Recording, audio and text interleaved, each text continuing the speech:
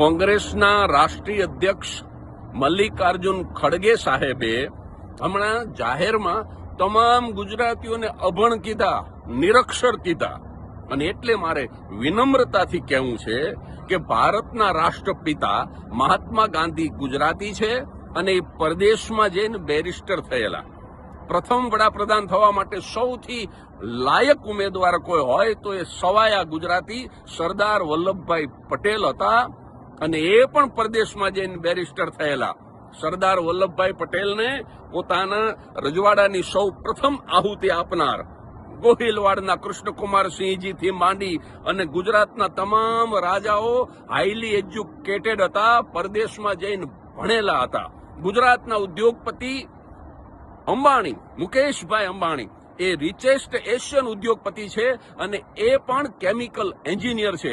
એટલું જ નહીં, આપણા સાયન્ટિસ્ટ ડોક્ટર વિક્રમ સારાભાઈ, ઇસરોના સ્થાપક, એ તો હાઈલી એજ્યુકેટેડ હોય જ. આપણા સાહિત્યકારો ઝવેરચંદ મેઘાણી, પન્નાલાલ સુંદરમ, ઉમાશંકર, તમે જેટલા નામ લ્યો, આ બધા જ અંગ્રેજી કાવ્યોનો ગુજરાતીમાં અનુવાદ કરનાર હાઈલી એજ્યુકેટેડ સાહિત્યકારો હતા. અને અમે લોક કલાકારો, હું તો નાનકડો કલાકાર છું, પણ 3 અલગ અલગ યુનિવર્સિટીમાંથી મેં 3 વખત પીએચડી કર્યું છે.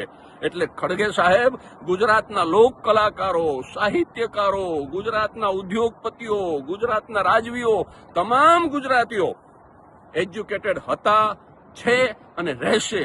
અને 2026ની વાત કરું તો 34 જિલ્લાઓમાં આશરે 68 યુનિવર્સિટી ગુજરાતમાં છે. એક જિલ્લા દીઠ 2 યુનિવર્સિટી હોય, એ પ્રજા અભણ કેવી રીતે હોઈ શકે?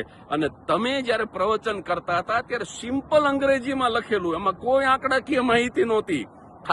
ખાલી મોદીની ટીકા જ કરવાની હતી.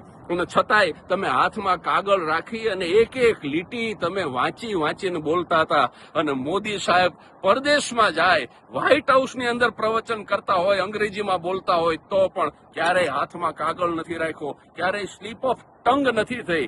તો આદરણીય ખડગે સાહેબ, તમે જ નક્કી કરજો, ગુજરાતીઓ અભણ છે કે કોણ અભણ છે?